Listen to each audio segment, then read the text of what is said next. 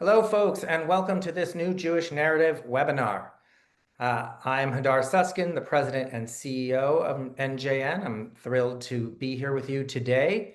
Those of you who are regulars know that this is the part where I partake in the time-honored Washington tradition of filibustering for a minute as all of the participants come into the Zoom room. So again, thank you for being here with us. I'm going to remind everybody that this is being recorded and we will share the recording with folks. So if you want to share it with friends, family, colleagues afterward, you will have that opportunity. We will have some time for questions. When we do that, I urge you to use the Q&A function at the bottom of the screen. That is the only way questions are going to get taken and answered. And again, we'll see how much time we've got with Senator Welch, but we will do our best to get to your questions. So as we're going along, feel free to put them in the Q&A. Okay, with that, one quick round again. I'm Hadar Susskind, President and CEO of NJN. Thank you all for being here with us today and joining us for this conversation with Senator Peter Welch. Senator, first of all, hello. Thank you for being with us. I appreciate you taking time out of the busy schedule. I was getting ready for this today, and I was thinking about it. I said, I think we met some time ago now when you first came to Congress, when you got elected to the House. So we've been talking about these issues together for some time. And before we get into it, I want to thank you because I know that for people in elected office, this is a challenging one. It always has been, and it's only gotten more difficult. And there are pressures left, right, center, everywhere. And frankly, not all of your colleagues have the courage to stand up and speak out in the way that you have done and lead in the way that you have done. So I thank you for that. No, thank you very much. Thank you, Hadar. I really appreciate it. And I appreciate everybody who's on the call, and I look forward to getting to your questions. But I'll just give a little bit of overview.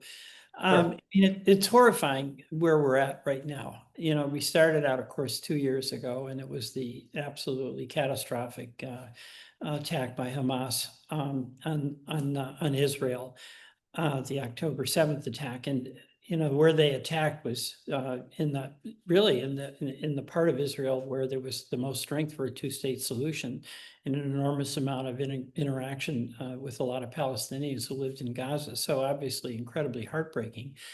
President Biden was very supportive, obviously, at the beginning, but when he went over, I'm reminded that he said, "Don't let the anger overwhelm you," which is something, of course, we did here after 9/11. Witness Iraq and Afghanistan. So we've gone from a point where there was immense support for Israel and its right to defend itself to a situation where Hamas has been degraded significantly, but it's unrelenting on what is happening and the continued infliction of, I think, senseless suffering on the Palestinians in Gaza. You all know the stats: over 62,000 people killed, but now people literally starving. Israel still continues. The official line from the Netanyahu government is that people aren't starving, and they clearly are. The situation is just completely different than it was shortly after Israel did attack and degrade Hamas. And the internal politics appear to be in Israel intensifying the suffering, because the Netanyahu government continues to basically believe, or act as though they believe, that escalating the war or continuing the war with an invasion now of Gaza City is what needs to be done. And what clearly seems to be being done is the wholesale demolition of any structure that's left standing. And it's a process of moving Gazans around and making life uninhabitable, and obviously raises the question of what is the long-term agenda about taking over Gaza and making that part of Greater Israel. And that's a question I think more and more of my colleagues should be asking themselves. What is it that is the real goal here? Is it defense of Israel from another October 7 attack by Hamas, where the reality is they have been vastly degraded and don't have that capacity by all accounts. And then, of course, with the escalation of settler violence in the West Bank, and now the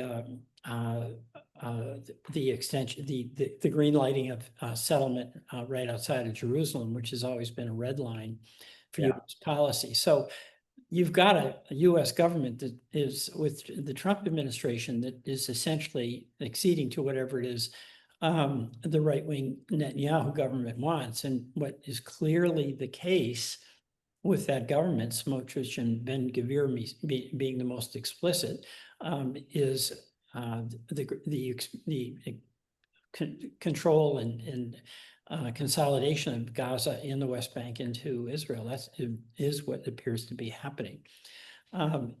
Obviously, the situation here in Congress, we have our own domestic politics, but on the question of the U.S. support for armed transfers, we had a vote just recently on a JRD, Joint Resolution of Disapproval, and in that vote we got 27 Democrats, including a lot of folks who were pretty moderate and very supportive of Israel, but have been horrified about what they see as the excessive use of force by the Netanyahu government. And of course, we started out when the first JRD came up with three no votes.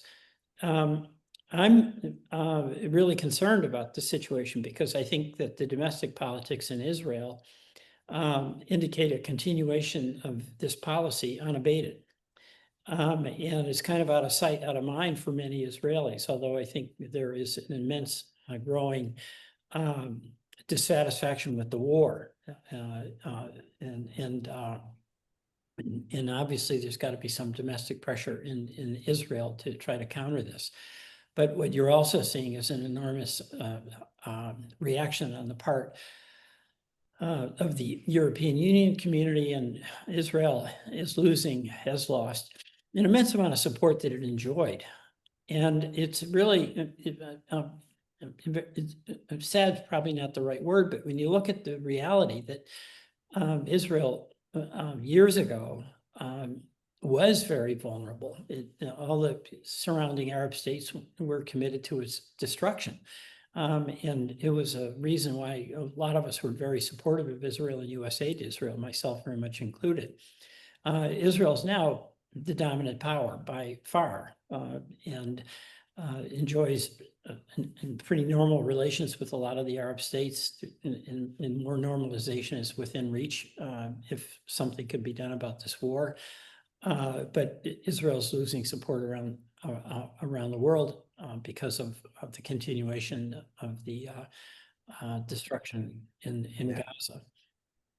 So you've got a Netanyahu government that is full speed ahead, where the next action is a military action in Gaza City, where people who've been displaced 6 or 7 or 8 times are now being told they've got to move again. And it's hard not to see that as having as its ultimate goal taken over Gaza. And then you have a Trump administration that basically says to the Netanyahu government, get it done. And essentially it's very permissive in what it will do.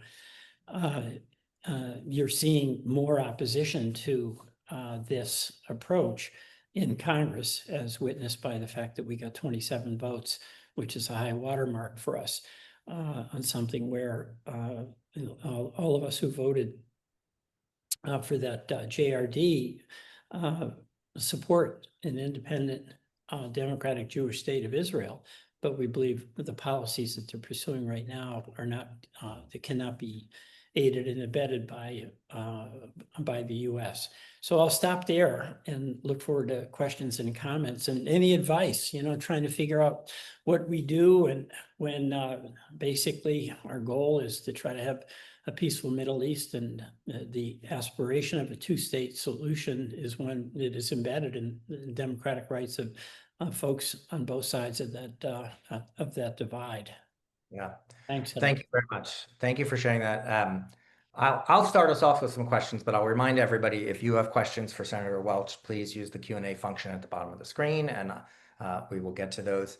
There's a lot going on that you talked about: Israeli politics, U.S. domestic politics, obviously the horrors in Gaza.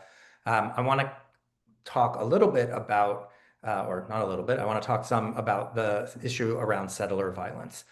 One, because it's something that in a time when there wasn't conflict like this going on in Gaza, I think what's happening in the West Bank would be getting much more attention, and it needs the attention, and it is a spot where you have stepped up.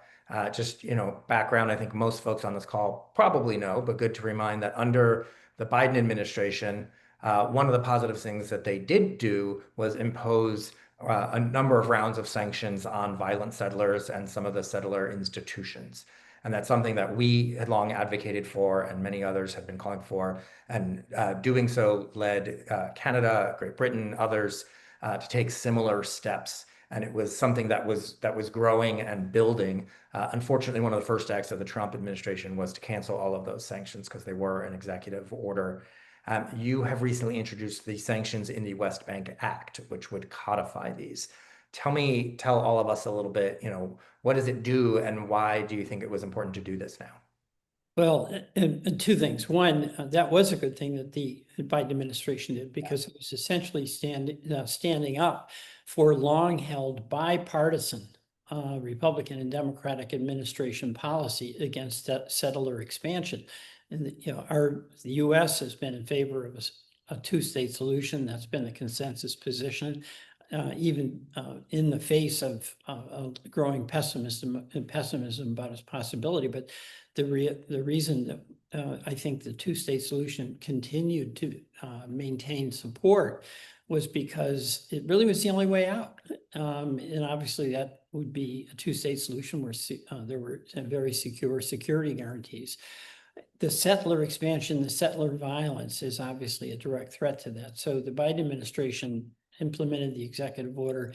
My legislation and companion legislation in the House would do the same. And it would be then with the force of law as opposed to the force of an executive order that vanishes when the new administration comes in. The good news on the Senate side is Cory Booker's pushing on that too. His version is really the same as mine. But I think what is good is we combine forces and we can get a growing number of Democrats that include people who have well-known reputations for supporting Israel. And by the way, I don't attribute your right to be seen as a supporter of Israel coinciding with supporting whatever the Netanyahu government does. I mean, I support Israel as an independent Jewish democratic state, but that does not mean I relinquish my independent judgment about the policies. And I think there's been a lot of hesitation, I think, on some of my colleagues who are apprehensive. They want to maintain a public sense of their support for Israel. They come out of the tradition where historically Israel was in a very insecure situation. And are making that transition to recognizing the overwhelming military advantage that in security that Israel has established.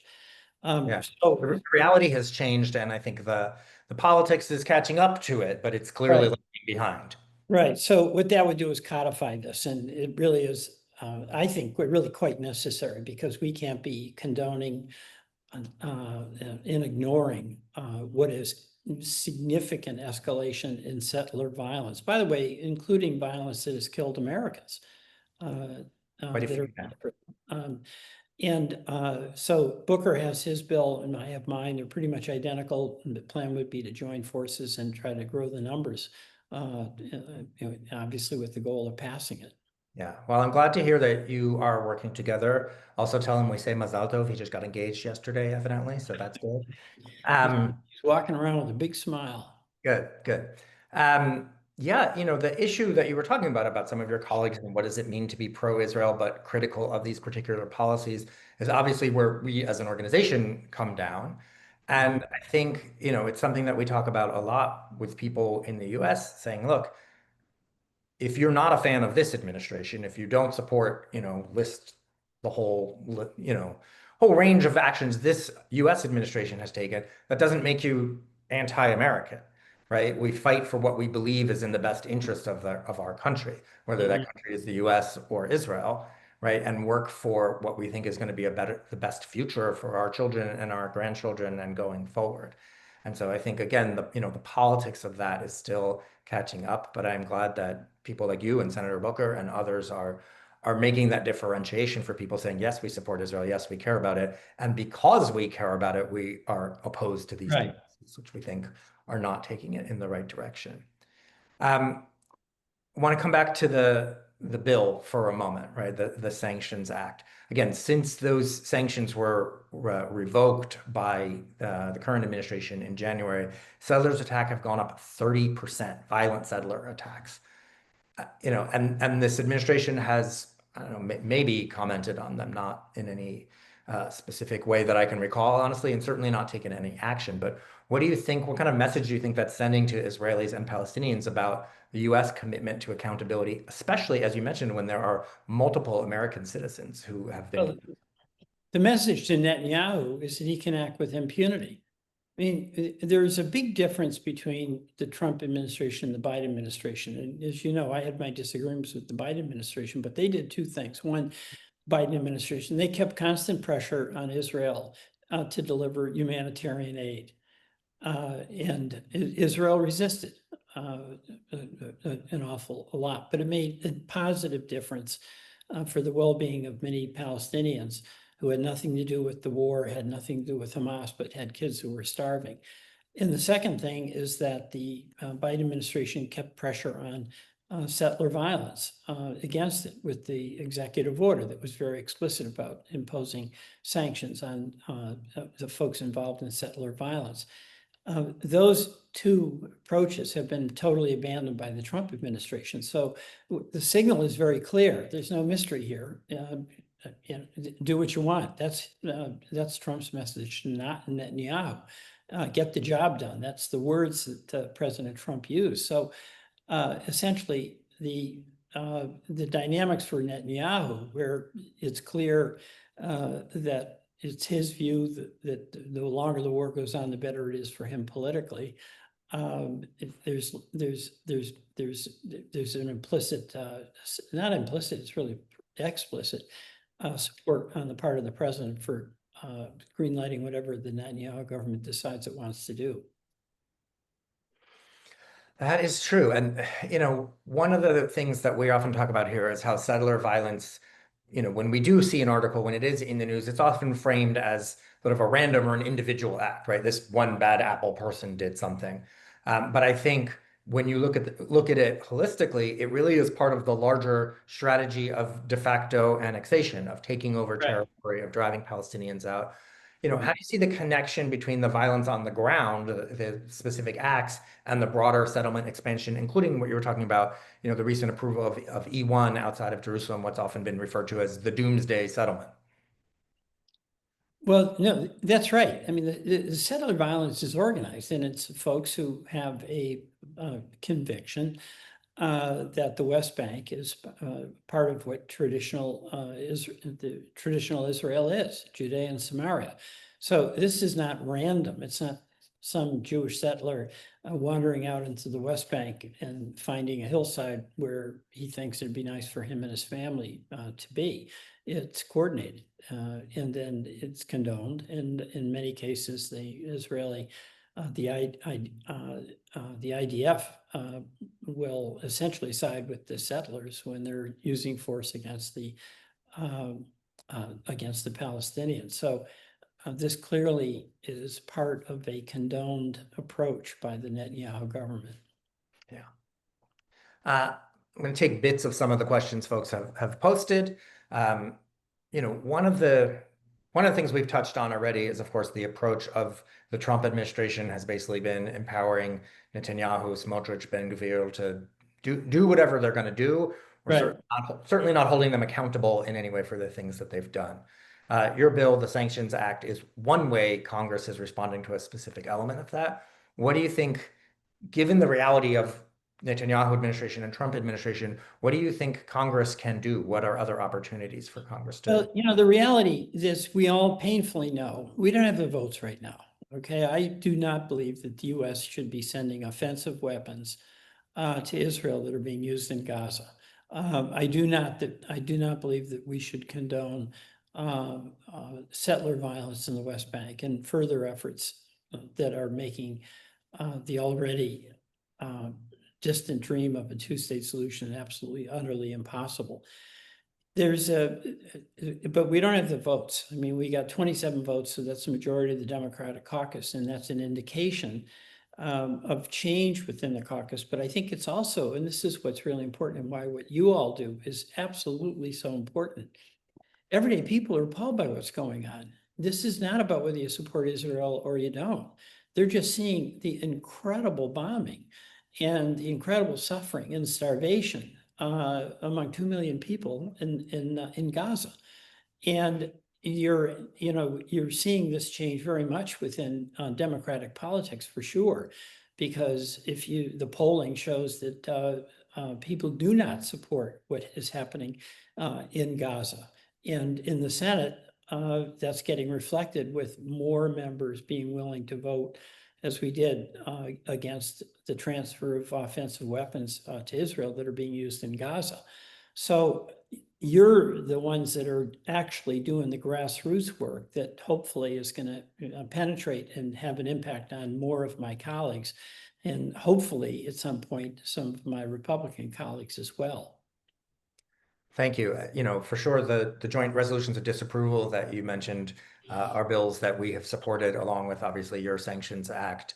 And I think, all of us in all the different places we show up in life, I think, have seen, heard, and felt the changing domestic politics around Israel, Palestine, Gaza, how people are talking about it, how it's showing up, in places where it never, frankly, really showed up before. I'd love to hear a little more from you about how it feels, assuming it does feel different in the Senate as you were saying it.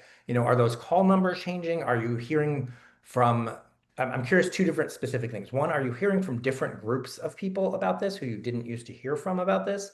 And are you hearing different messages from some of the groups you've traditionally heard more from on this? No, I mean, the divide. You all are very much engaged in this, and obviously, you've got the APAC advocacy organizations that are all in on basically supporting what the Netanyahu government policy is at the moment. But I'm seeing many other Jewish aligned groups really asking the question about what's going on here in Gaza. But where I'm seeing a lot of discontent about this, real anger actually, is among rank and file people. People are appalled at the suffering that's occurring, and you can't justify what is going on with the starvation right now. It's much more about the starvation, but that obviously is going to get much worse as there is a military operation going into Gaza, where people, are being told to leave, but to go where, and where there's just a continuation, expansion of the suffering in Gaza. So I think I'm just hearing this at normal everyday events that I go to in Vermont, more and more people asking me about it and expressing their opposition to America being complicit in this continuation of the suffering in Gaza in particular. That goes into the question about U.S. Influence, U.S. leverage, right? And obviously, there are a lot of different pieces, military, financial, diplomatic, et cetera. Almost 4 years ago now, I wrote an op-ed coming out in support of conditioning aid, saying, I support aid to Israel. I Thank you. think it's important, but it's got to be consistent with our policies and our values. And if it's not, it is going to be endangered. And unfortunately, again, this was 4 years ago. Unfortunately, October 7th and everything that's happened since then has happened. And I think we're in that spot. And so the JRDs actually are the actualization of conditioning aid, right? Saying we still support aid to Israel, but only in certain ways with certain conditions, just like we do with every other country and every other recipient. Right. Yeah, that was a good Um, yeah, thank you. What else do you think when it comes to aid? Are there things that, other ways that we could use that leverage where obviously Congress could lead? Well, I mean, first of all, there's two things, okay? Here in the US, the person who has the leverage is Trump. Okay, so we're trying to show that there is a significant group of people within both parties who have real objections to what Israel is doing in Gaza. And will that have an impact on Trump? Time will tell. But you're seeing some members of the Republicans Party, including in the House, being very critical of what's going on. And that would jeopardize the financial aid that Israel has always enjoyed. If you're starting to see Republicans and Democrats both raising similar objections, that potentially could have some impact on Trump. Also, I saw in the news the other day that Trump told Netanyahu that he was losing Congress. At what point does Netanyahu believe that that's an important enough factor for him to alter his behavior? And, my take on things is that Netanyahu has really dug in and very determined to maintain the war and pursue this notion that he can totally and completely destroy Hamas when Hamas as a military force has been massively degraded, but where the more suffering that occurs in Gaza, the more anger is fomented, obviously, for reaction and retaliation. So I don't see how the Netanyahu policy ultimately works, short of actually deporting people, and that's a topic that some in the Israeli government have discussed.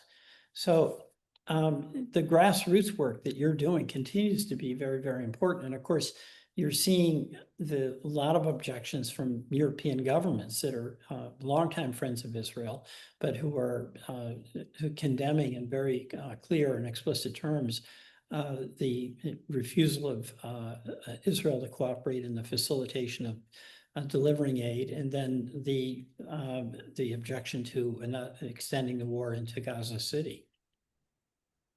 Yeah, I mean, you used very politic terminology in talking about moving people around Gaza many times and encouraging them to leave and other things.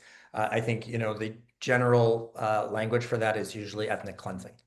And and the issues around using food and as a weapon of war. And again, you said there are accusations. The Israeli government themselves has said repeatedly that for different periods of time they have completely closed the entry of all goods, including food, water, medicine, into Gaza, which is a war crime. There's not, that you can argue about terminology here or there, but some of these things are very, very clear, and that certainly is one of them. Oh man. We talked about the joint resolutions of disapproval to try and block specific sales of weapons. You talked a little bit about aid, which, again, just as a reminder for everyone, all U.S. aid to Israel currently is military aid. That change was made more than a decade ago now. Once upon a time, there was financial and military, but it is now all military aid. And that is going to be up for a fresh look as the MOU needs to be reassessed in just a few years. And I think, as you were saying, could become a very big issue depending on what the reality on the ground is there. I guess the question I'd take out of that is like all of these different pieces. How do you walk the line of pressuring the government of Israel, which we strongly support, they need to be pressured, but also making sure that they do still have the capacity to defend themselves against, again, Hamas is not the threat that it once was, but there are still real threats. That's right. And, the JRDs have focused on offensive weapons, but this is where realistically, let's take into account the incredible success Israel has had. I mean, whether you were for or against it, they bombed Iran and they've taken out many of the Iran nuclear scientists. The big concern Israel has had, understandably, is about a nuclearized Iran. My view, by the way, I thought we should have stayed in the nuclear agreement that we had administered during the Obama administration. But in addition to Iran having been compromised on the bomb, Hezbollah has been totally decapitated. Syria is not a threat. And Hamas has obviously been massively degraded.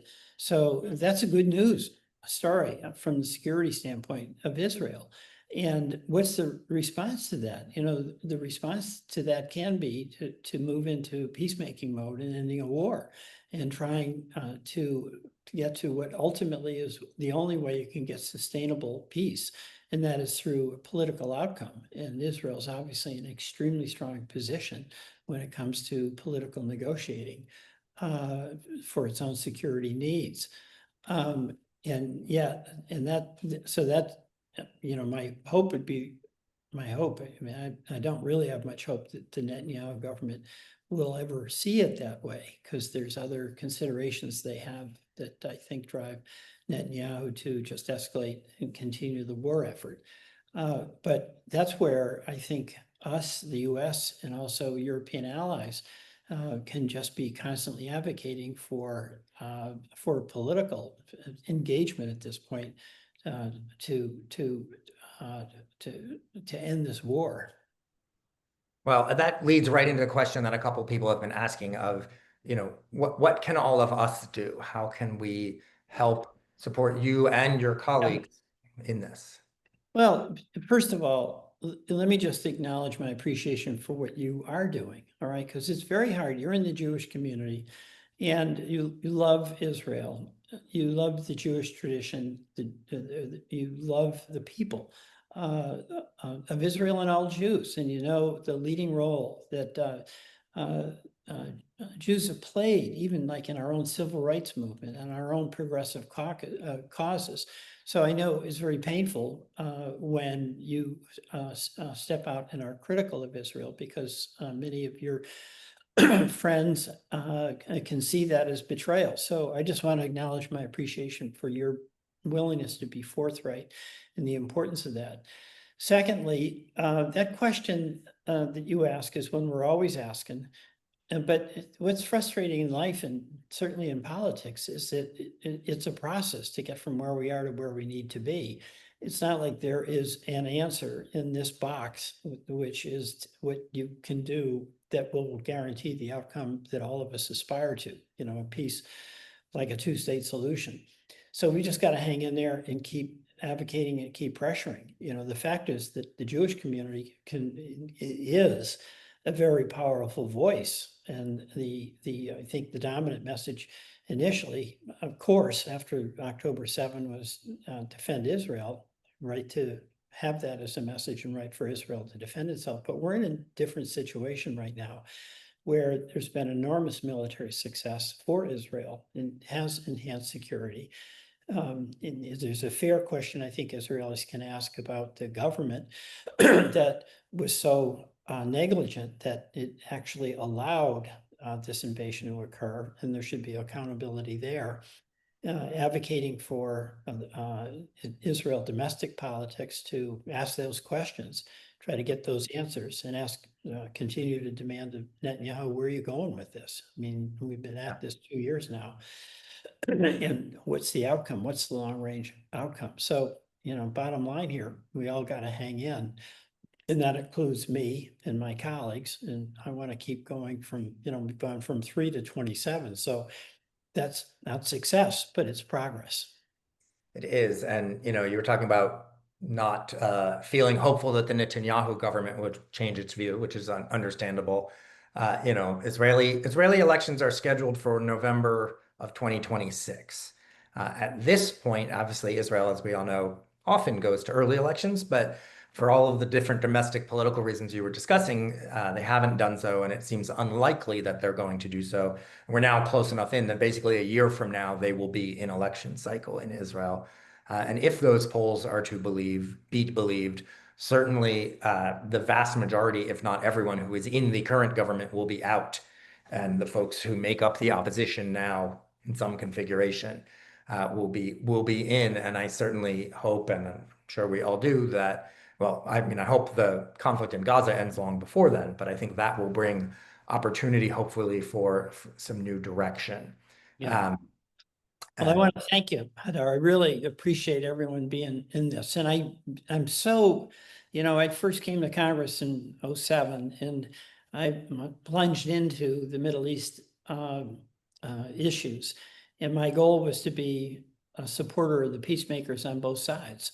And that's my aspiration, that's my goal.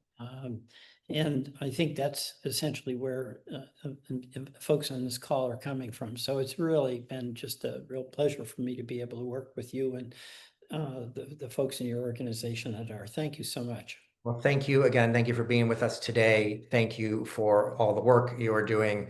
I'm sorry, folks, we have to be a little bit short today because Senator Welch has to run on to, senatoring. So again, thank you. Thanks everyone for joining us, and we will talk Thank to you. you. Bye-bye.